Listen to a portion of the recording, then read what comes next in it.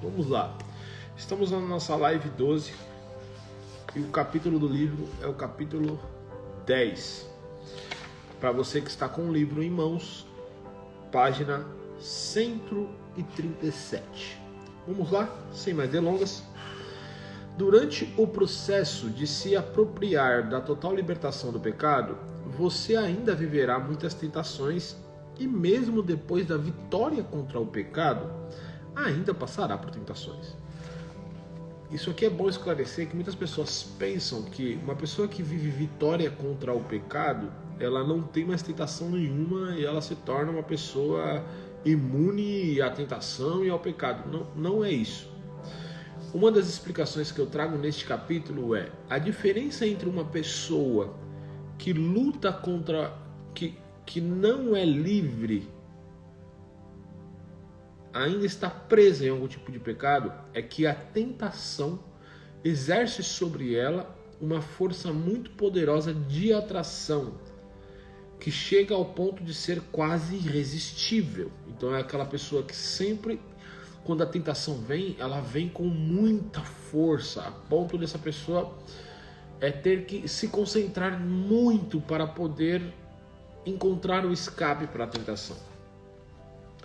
Mas, para uma pessoa que é livre, as tentações também acontecem e vêm, só que elas não exercem tanta força sobre o seu poder de decisão. Entende? Você é tentado, você percebe que há uma tentação ali, você percebe que há um desejo, mas você escolhe com certo grau de facilidade fazer outra coisa. Porque você não é preso, você não é escravo daquela situação. Entende? Essa é a diferença. Mas, dos dois lados, vão sofrer tentações. Tá? Deixa eu só colocar aqui que eu esqueci de colocar no modo avião. Vocês estão me ouvindo ainda? Me dá um feedback aí, por favor, porque dá uma apagada e volta. Eu coloquei no modo avião para se alguém ligar não entrar aqui no meio da live. Certo? Vamos lá. Beleza.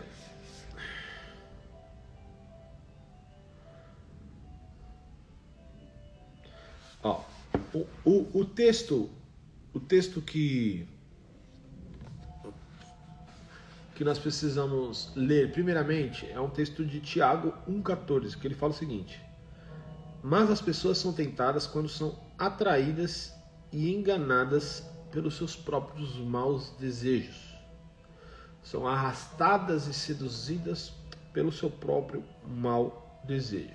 Quando você ainda não vive a vitória contra o álcool, narcóticos, sexo, séries, celular ou qualquer outro tipo de vício, o poder de atração que o pecado exerce sobre você é quase incontrolável. Mas quando você é tentado, mas já vive a liberdade em Cristo, este poder de atração exerce pouquíssima força sobre suas decisões. Uma das grandes chaves que eu explico nesse capítulo sobre você perceber se você é livre ou não é o poder de deixar passar. Anota isso daí, o poder de deixar passar. O que é o poder de deixar passar? Tudo que você consegue ignorar e deixar passar, você tem controle sobre isso. Se você não consegue ignorar, você não tem controle sobre isso. Como assim? Vamos dizer que você tenha uma oportunidade no trabalho a qual você atua de ganhar mais dinheiro do que você está ganhando. Mas para isso, você precisa contar uma mentira. Para isso, você precisa colocar uma vírgula a mais no contrato, sabe? Aquela coisa um pouquinho obscura. Se você prefere, se você não consegue deixar passar essa oportunidade de ganhar mais dinheiro, você não consegue deixar passar. Você fala assim, cara, eu preciso desse dinheiro para agora, para hoje, uma mentirinha só não vai fazer tanta diferença. Se você não consegue deixar passar essa situação por causa da mentira, você é escravo do dinheiro. Mas se você consegue fazer assim, não, eu prefiro continuar na verdade, eu prefiro andar na luz e não ter esse dinheiro do que ter que mentir para tê-lo. Então, se você consegue deixar passar, você não é escravo da situação, do dinheiro. Da mesma forma, você percebe uma mulher ou um homem que te atrai muito começar a tentar te seduzir. Se você consegue deixar passar essa situação, ou seja, você corta aquela conversa, você sai daquele ambiente, você não é escravo da situação. Mas se você não consegue e você gosta daquilo, e aquilo é tão forte, mesmo você sabendo que é errado e que não deveria fazer, você prefere se manter ali e dar vazão àquela sedução, então quer dizer que você ainda é escravo. Percebe? O poder de deixar passar. Tudo que você ignora, consegue ignorar e deixar passar. Um desejo bem, uma coisa bem simples. Celular. O celular está ali. Você é viciado em enrolar o feed do Instagram ou qualquer coisa desse tipo. Você está viciado em celular. Se você consegue ou ver o seu celular ali, parado no sofá, e não pegá-lo para ver se tem notificação, e não pegá-lo para ver se tem mensagem, consegue passar 5, 6, 7 horas e deixar o celular ali e não pegar ele, então você não é escravo da situação. Mas se você sempre está pegando o celular e não consegue, não vou pegar o celular, não que você está com o celular na mão de novo, então você se tornou escravo da situação. Percebe? Tudo que você consegue ignorar e deixar passar é algo sobre qual você tem domínio, tá bom? Mas vamos lá. O que eu quero explicar nesse capítulo é sobre o triângulo da tentação. Existe o triângulo da fraude, que foi escrito, eu esqueci o nome do rapaz que escreveu, mas existe uma organização ali que estudou por que pessoas caem em fraudes financeiras. O que acontece que faz com que pessoas caiam em fraudes financeiras? E eles encontraram 3 pontos, 3 fatores que se constroem um triângulo. E eles criaram o triângulo da fraude. Mas se nós formos avaliar, esse triângulo da fraude é o mesmo mecanismo do triângulo da tentação. É o mesmo mecanismo do triângulo da tentação. E eu vou falar com você sobre este triângulo agora.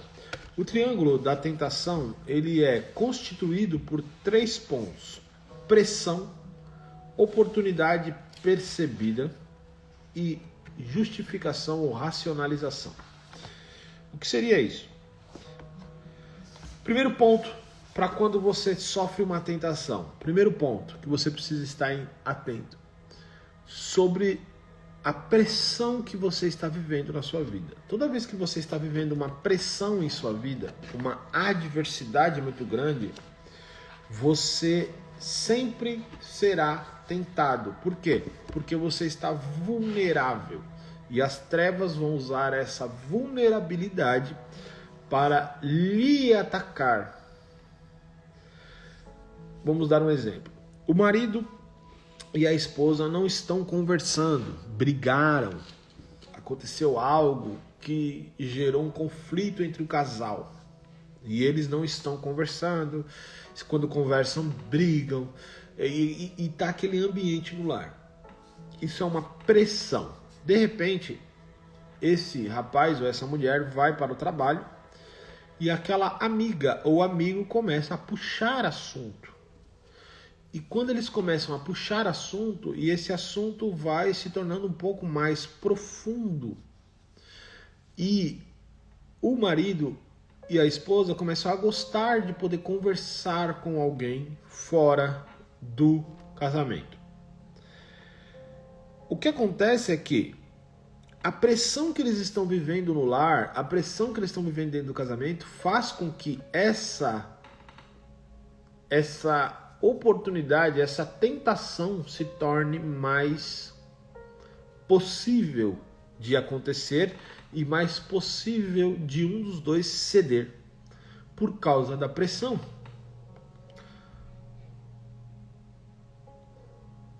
Se o marido tivesse suprido e a esposa tivesse suprida, pode ser que nem houvesse essa conversa.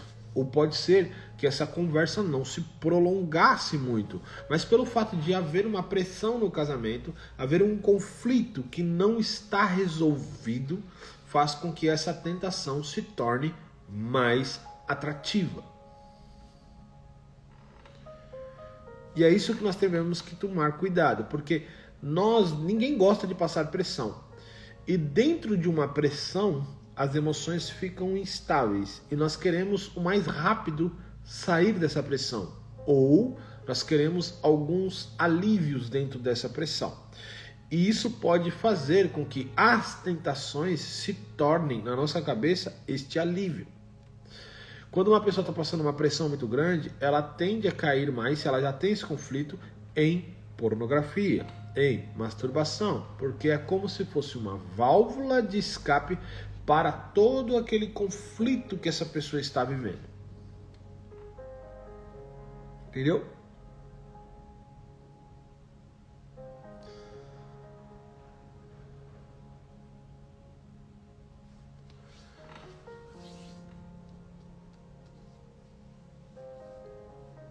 A pressão é sempre uma adversidade a qual estamos vivendo. E só que existem dois tipos de pressões. Existem as pressões que nós vivemos por falta de posicionamento, por falta de postura para resolver o problema. E existem as pressões que estamos vivendo, que são pressões que não tem como resolver rápido. Por exemplo, o assunto que eu dei, o exemplo que eu dei aqui do marido e da esposa é uma pressão que pode ser resolvida. Só os dois seriam humildes, sentarem e conversar. Existem diversas pressões na nossa vida que não precisaríamos estar vivendo. E nós, na verdade, temos que ser craques em resolver rápido o conflito para viver menos pressões possíveis. Então o marido e a mulher não podem dar esse espaço, essa vazão de 2, 3, 4 dias sem conversar, brigados um com o outro. Não, isso é infantilidade. O segredo é, brigou, teve o conflito, porque vai ter, senta e resolve rápido. Resolve a pressão. Além disso ser bom para o casal, para o relacionamento e revelar maturidade, isso também não dá abertura para vulnerabilidade a ataques nesta área em específico. Por isso que Paulo diz o seguinte, referente a sexo, Paulo diz o seguinte, o marido deve suprir a esposa e a esposa deve suprir o marido.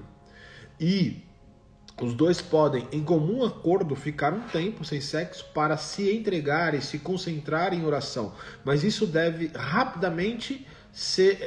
ser rápido, deve ser por um período e logo deve ter relação sexual novamente para que não haja vulnerabilidade, desejos aonde o diabo use de tentação para roubar o casamento, para conseguir atrair um dos dois.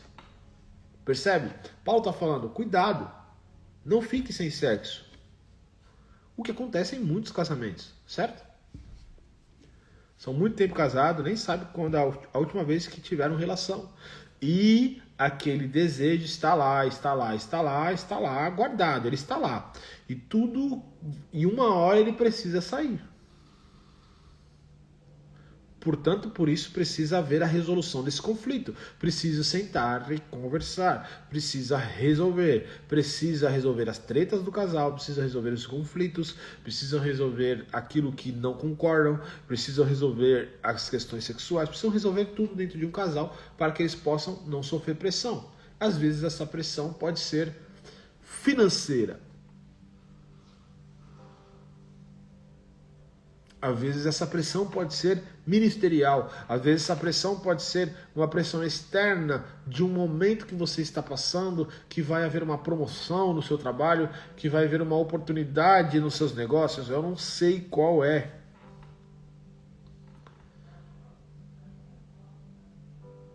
Mas as pressões que estão no seu controle resolver, você deve resolver rápido, porque quanto mais rápido você resolver a questão, menos oportunidade você dá ao diabo para que ele traga pratos gostosos para que você venha ser seduzido e, quem sabe, cair.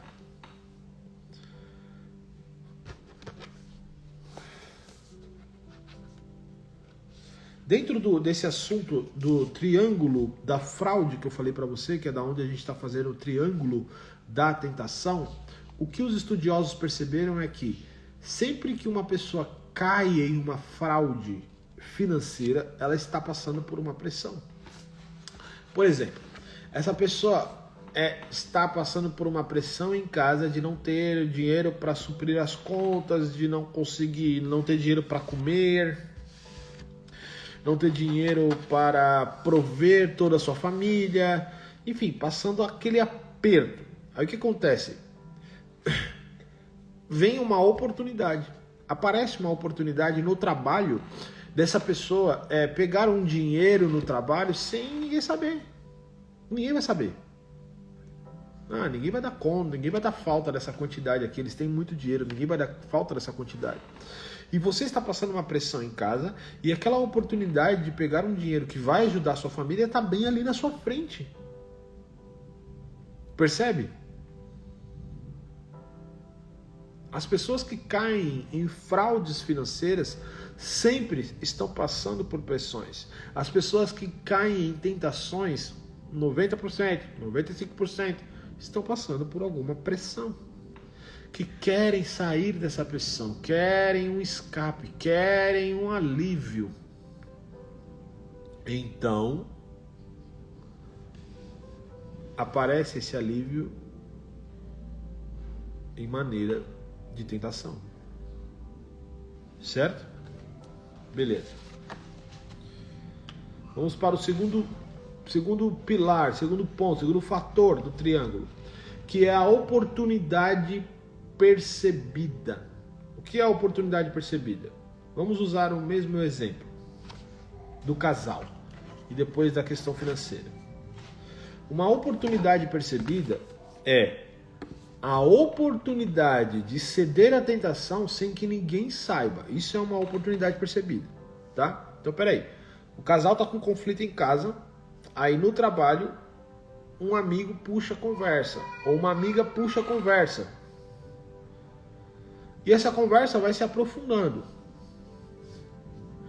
E o marido ou a mulher percebe uma oportunidade. Lembra que o termo é oportunidade percebida?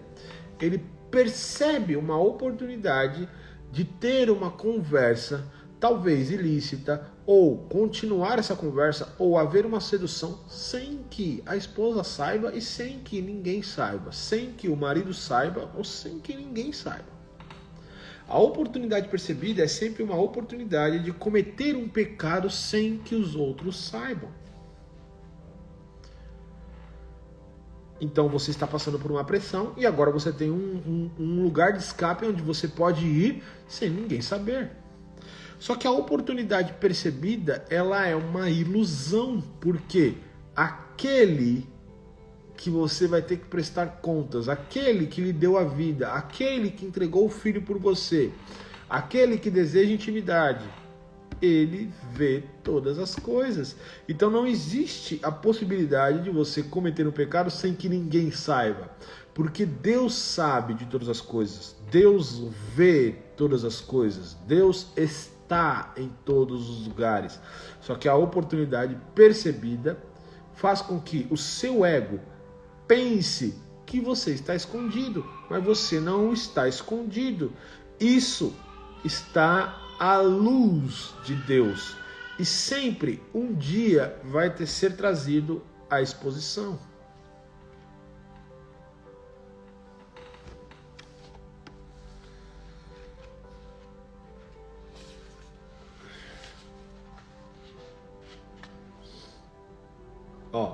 Quando estamos passando por uma pressão, queremos sair rapidamente dessa situação.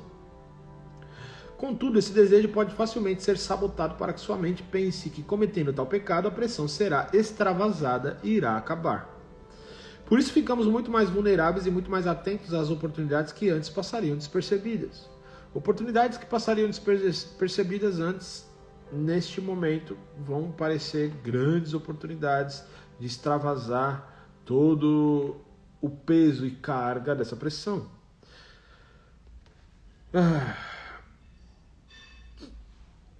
Um ponto também é que a imaturidade emocional torna a vulnerabilidade maior. O que eu quero dizer com isso? Quanto mais imatura emocionalmente for uma pessoa, mais desconfortável ela fica sob pressão. Quanto mais desconfortável, maior o desejo de sair logo dessa pressão, mesmo que para isso tenha que pegar alguns atalhos. Todos passamos e passaremos por pressão, mas quanto mais imatura uma pessoa for, mais rápido ela vai querer sair dessa pressão e mais desconfortável ela ficará sob essa pressão. E ela pode ter a tendência a buscar alguns atalhos para sair da pressão. A pessoa madura consegue refletir mesmo quando pressionada. Mesmo que esteja pesado demais, ela sabe que não é para sempre. Na maioria das vezes somos nós mesmos que nos colocamos sob pressão através de decisões erradas que tomamos. Isso aqui é outro quesito importante de ressaltar. A maioria das pressões que vivemos somos nós que nos colocamos. Nós tendemos a pensar que Deus está me levando para o deserto. Cara, se você avaliar o porquê você está passando, pelo que está passando, você vai ver que foram decisões erradas que você tomou. Não foi Deus que te levou para esse lugar. É lógico que Deus não desperdiça nada, portanto, Ele usará esse lugar onde você está para tratar o seu caráter, para te ensinar, para lhe trazer algumas lições. Porém, quem colocou-se aí foi você mesmo. Mas claro, obviamente não é toda pressão que você se coloca, né? Por exemplo, a perda de um parente, a perda de alguém importante, não é uma pressão que você se colocou. Você não escolheu a pessoa falecer, entende? Então, sim, existe pressões a qual não somos nós que nos colocamos. São pressões que vivemos da vida, certo? Porém, a maioria das pressões somos nós que nos colocamos através das decisões erradas que tomamos. Certo? Capite? Estão comigo? Então, não transfira a responsabilidade das coisas que você está vivendo. Assuma a responsabilidade e decida mudar a situação. Decida resolver a pressão.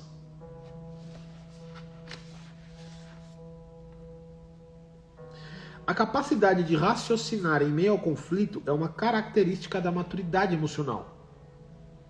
A sabedoria faz com que você olhe os atalhos, que são as oportunidades percebidas, e consiga conjecturar que se você pegar um atalho, provavelmente a situação se resolverá num tempo curto. Eu estou na página 143, tá, pessoal? A sabedoria faz com que você olhe as oportunidades e consiga conjecturar que se você pegar um atalho, provavelmente essa situação se resolverá no tempo curto. Todavia, a longo prazo,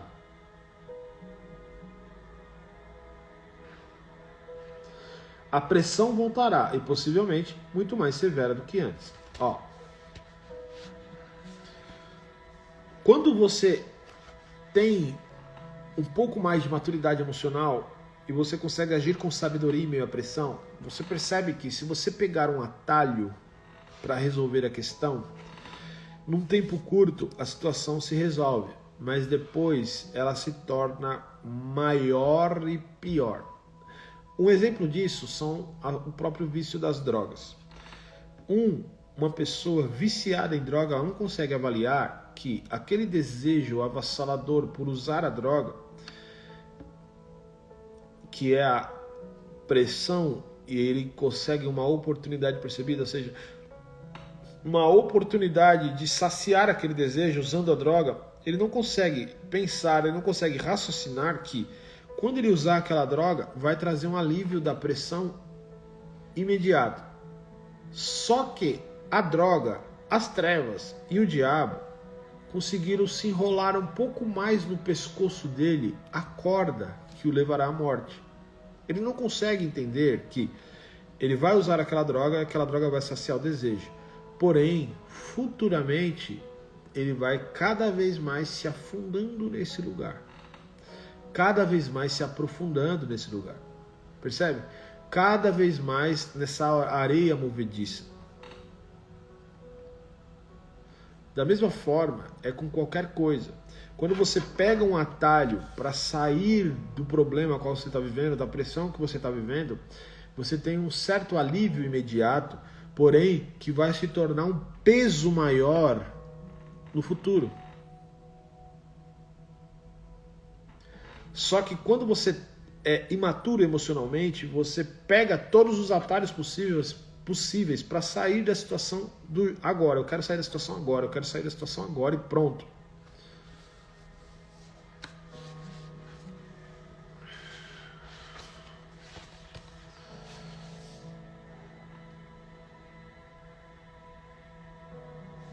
A pessoa que é imatura emocionalmente ou que está sendo enganada pelas trevas, ela não consegue refletir sobre isso, pois o desejo manipula e cega a mente, impedindo-a de pensar de forma clara. Você pode até dizer, cara, não faz isso, não segue esse caminho. Por exemplo, a própria pornografia.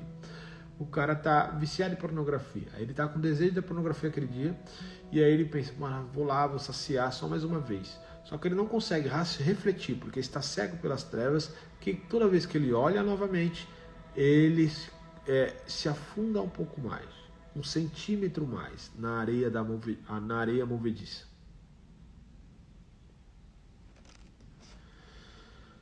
Portanto, a oportunidade percebida é quando você enxerga uma possibilidade de pecar sem que ninguém descubra sua façanha. Dessa forma, você poderá aliviar por um curto período o peso dessa situação que está vivendo. Isso é a oportunidade percebida. A pressão é uma adversidade que você está vivendo que lhe pressiona internamente, que pode ser uma adversidade dentro do casamento, que pode ser uma aprovação financeira, que pode ser qualquer conflito gerado por você ou não. A oportunidade percebida é quando você enxerga uma oportunidade de pecar para aliviar essa pressão, para aliviar essa tensão, sem que ninguém saiba. 2 pontas do triângulo. Agora nós vamos para a terceira ponta do triângulo, que é o racionalizar. O maior erro que cometemos internamente quando captamos uma oportunidade de pecar é justificar-nos para nós mesmos ou para Deus com motivos pelos quais merecemos aquele momento de prazer. Isso aqui acontece de que forma? Novamente trazendo a situação do casal, tá bom? Novamente trazendo a situação do casal. O casal está brigado, está com um conflito ali. E a pessoa do trabalho começa a seduzir o marido ou a esposa.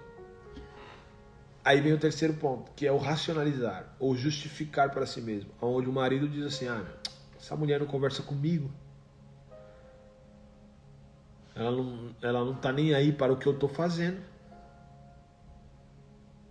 Portanto, eu vou conversar com essa mulher aqui. Ou a esposa diz, ele não cuida de mim, ele não faz carinho, ele não dá atenção para mim, então eu vou conversar com esse rapaz aqui, qual é o problema? Quando entramos nesse lugar de justificar, quando entramos nesse lugar de racionalizar, é um lugar que o ego entra em ação. É o ego que quer aliviar o peso da própria consciência já antes de cometer o pecado. O ego diz assim, você vai pecar. Mas o ego sabe que é errado. Ele sabe que é errado. Portanto, ele começa a justificar para que a sua consciência pese menos, para que o erro seja mais suave e tranquilo. Quando entramos nesse lugar de racionalizar, praticamente já estamos dentro de um buraco. E se não tomarmos uma decisão rápida de sair, tudo vai por água abaixo. Então, quando estamos passando por uma pressão, uma adversidade, uma provação, percebemos uma oportunidade de ter um alívio ali, de pegar um atalho sem que ninguém saiba. E aí vamos para o terceiro ponto, que é racionalizar, que é justificar o porquê vamos fazer aquilo. E quando fazemos isso, irmão, aí é ladeira abaixo. A racionalização é o nosso orgulho entrando em ação, tomando conta da situação. Não existe maior pecado do que o orgulho. Na verdade, o orgulho é a raiz de todos os pecados. Quando justificamos internamente o ato que ainda vamos cometer, já estamos praticamente consumando o ato. Isso me lembra muito quando Jesus diz: aquele que cobiçar a mulher do próximo já está pecando. Pois a cobiça não é um simples olhar, mas olhar, desejar, querer para si e ainda justificar porque está fazendo isso. Na maioria das vezes, justificamos de forma inconsciente, não percebemos o que estamos fazendo. Somos manipulados pelo nosso próprio orgulho. Somos tão manipulados pelo nosso próprio orgulho que nem percebemos que já justificamos. O triângulo da tentação se torna completo quando essas três pontas acontecem: a pressão, a oportunidade percebida e a racionalização. Logo após isso vem a consumação do ato. O tempo necessário para o triângulo se completar pode ser milésimos de segundos, tá? Você pode pensar, na segunda eu passo pela pressão, na terça eu passo pela oportunidade percebida, lá na sexta eu vou passar pela racionalização. Não, isso pode ser milésimos de segundos. Você está numa pressão, de repente a oportunidade vem e você já justifica e de fato você já consumou o ato. Não pense que é um processo longo e demorado. Quando cobiçamos algo, percebemos a oportunidade e, consequentemente, já justificamos porque estamos cobiçando e pronto. A prática do pecado é questão de segundos. Por isso que você precisa ser rápido. Você precisa estar conectado ao Espírito Santo sempre para perceber esses gatilhos e perceber esse engano das trevas. Abner, então como sair desse triângulo ou como quebrar o triângulo? Na página 146 eu coloco como quebrar o triângulo. O fato de você saber agora isso, como quebrar o triângulo, já vai trazer para você consciência e vai te dar um poder maior sobre a tentação. Então, primeiro ponto para quebrar o triângulo é elimine a pressão. Cara, todas as pressões que você pode resolver, resolva. Não deixe conflitos dentro do casamento acontecer por tanto tempo. Não deixe conflitos dentro da família acontecer por tanto tempo. Os problemas que estão acontecendo no seu emprego, no seu trabalho, nos seus negócios, resolvam rápido. Tudo que está sob seu controle resolver, resolva. Quanto menos pressões você tiver, menos oportunidades percebidas vão aparecer. É isso. Elimine a pressão. Seja hábil em enfrentar a situação. O que acontece é que muitas vezes somos imaturos e evitamos o enfrentamento da situação, o confronto. Então deixamos a situação ali, vamos deixando a situação ali. E ela vai se tornando grande demais, poderosa demais e pesada demais. E aí ela se torna uma pressão. Mas se nós resolvermos os problemas antes que eles se tornem pesados, antes que eles se tornem pressões, não vamos sofrer tantas tentações, porque não haverá vulnerabilidade. Agora, se a pressão pelo qual você está passando não é possível eliminar de forma rápida e exigirá tempo e sabedoria até ser solucionada, torne-se mais vigilante nas oportunidades que irão aparecer diante de você. Esteja conectado ao Espírito Santo a todo tempo, acessando sabedoria divina para tomar as decisões certas em cada circunstância. Se não há a possibilidade de sair da oportunidade rápido, você vai precisar de maior vigilância, porque as oportunidades vão aparecer. As oportunidades de pecar, de falhar, de ceder, de pegar um atalho, elas vão aparecer. E você vai precisar estar conectado ao Espírito Santo, acessando a sabedoria divina, para tomar as decisões certas, que gerem consequências boas para você e a sua família. Percebe isso? Então a chave é: elimine as pressões que você pode resolver. Aquela que você não pode resolver, você precisará de vigilância e conexão com o Espírito Santo a todo instante. Ok? Outro ponto para quebrar o triângulo: lembre-se do temor a Deus. Cara, isso aqui é muito importante. Hoje pouco se fala do temor a Deus. Quando as oportunidades aparecerem, lembre-se de que Deus vê tudo. Todos. Em todo momento, em toda circunstância. O temor a Deus é a solução, pois o temor é o princípio da sabedoria, e a sabedoria lhe fará escolher o melhor caminho.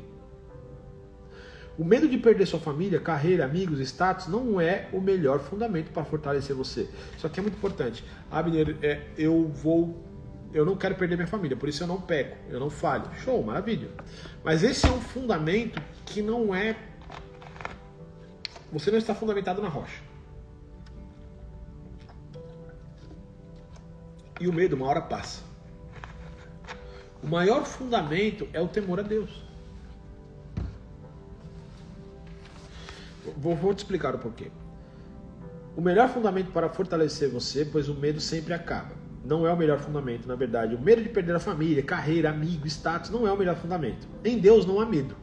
Essa é uma estratégia do diabo. O temor a Deus é diferente de ter medo de Deus. Temer a Deus é diferente de ter medo de Deus. Eu vou explicar, vou fazer uma analogia aqui. Eu faço uma analogia aqui para explicar para você a diferença entre ter temor e medo. E isso é muito importante porque eu sei que existem muitas dúvidas de pessoas sobre temer a Deus e ter medo de Deus. Então, presta muita atenção agora. Um garoto de 15 anos estava com uns amigos na escola e, de repente, um dos colegas ofereceu um cigarro de maconha. Eu vou contar essa história. Um garoto de 15 anos está na escola e, de repente, recebe um convite de fumar um cigarro de maconha no meio da galera. Quando ele recebe essa oportunidade, ele lembra-se do seu pai falando que as drogas é ruim. E ele pensa o seguinte, cara, se eu fizer isso, eu vou ferir o coração do meu pai ficará triste comigo. E eu não quero entristecer meu pai. E aí esse menino escolhe não fumar, escolhe sair daquela roda de amigos e ir para casa. Isso é temor. Isso ele deixou de fazer pelo amor ao pai. Agora, tem um outro caminho. Qual é o outro caminho?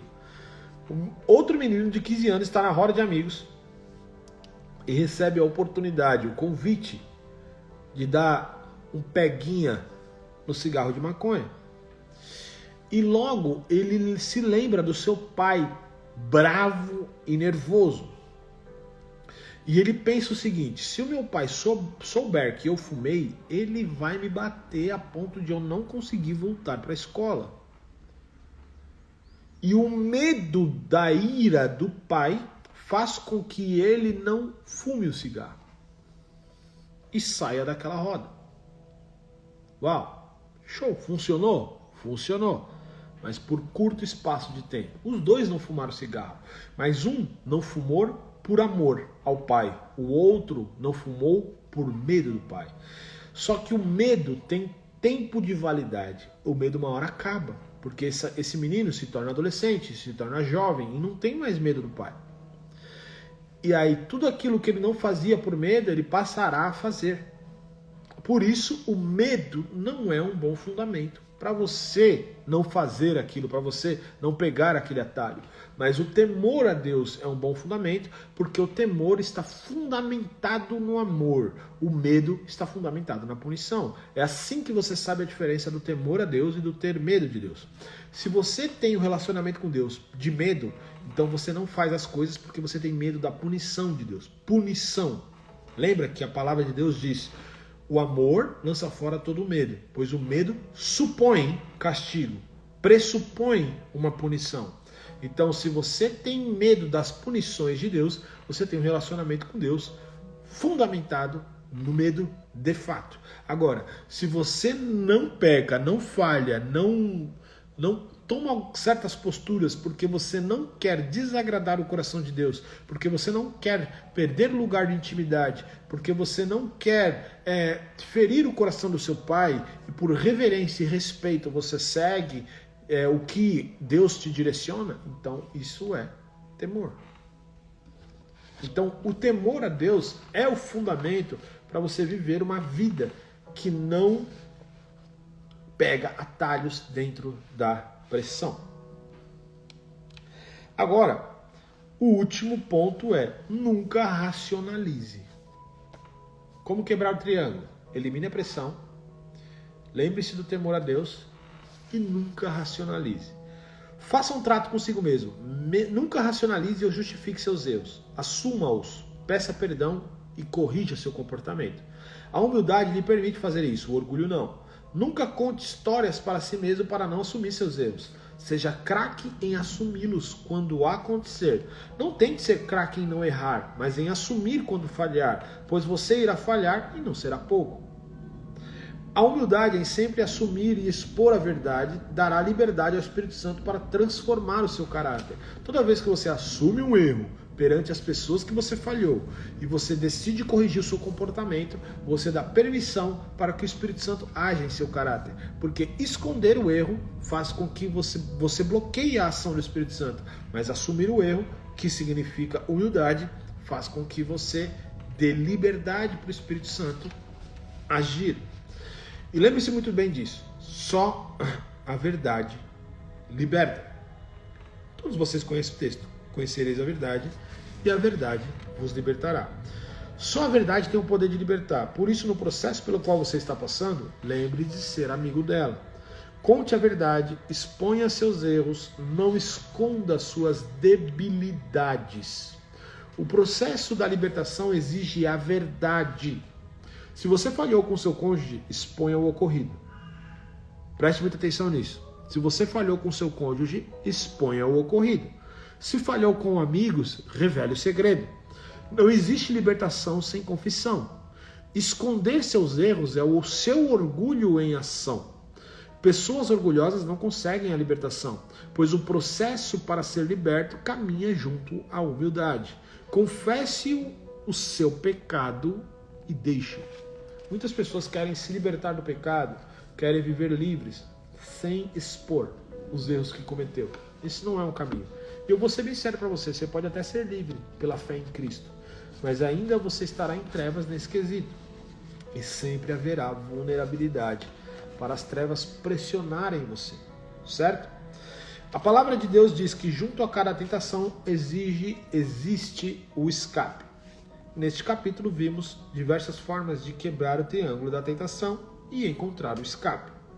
Porém, gostaria de advertir: não acredite que você conseguirá vencer as tentações através do esforço. O conhecimento sobre o triângulo lhe dará mais consciência de como funciona uma tentação, mas a humildade de permitir o Espírito Santo transformar você de dentro para fora é o único caminho para se tornar livre de todas as tentações. Não pense que por você conhecer o triângulo agora e saber como ele funciona, pelo seu esforço, você vai conseguir quebrá-lo. Não. Ter consciência sobre ele já é algo importante, já lhe traz um poder maior de domínio sobre a situação. Porém, o único caminho, que é um caminho de vitória real, é você permitir que o Espírito Santo te mude de dentro para fora. Você render-se, você entregar-se e dizer: Espírito Santo, transforma. Eu creio na obra da cruz, eu creio que Jesus destruiu o poder do pecado, o poder de atração do pecado sobre a minha vida, e eu aceito isso. Porém, eu não sei viver isso, eu não sei fazer isso por mim. Eu não consigo me transformar. Então eu permito que o Senhor me transforme. E o Espírito Santo irá lhe transformar de dentro para fora. E nesse processo de transformação do Espírito Santo, você vai precisar corrigir. Você vai precisar sentar com pessoas que você feriu e conversar. Você vai precisar reaver algumas situações. Você vai precisar tomar algumas posturas. Você vai precisar mudar alguns hábitos. Não é uma transformação onde não há a sua ação. O Espírito Santo vai conduzir a sua ação. E você vai precisar, sim, mudar seus hábitos e as suas posturas, certo? Então, essa foi a live de hoje. Como vencer as tentações.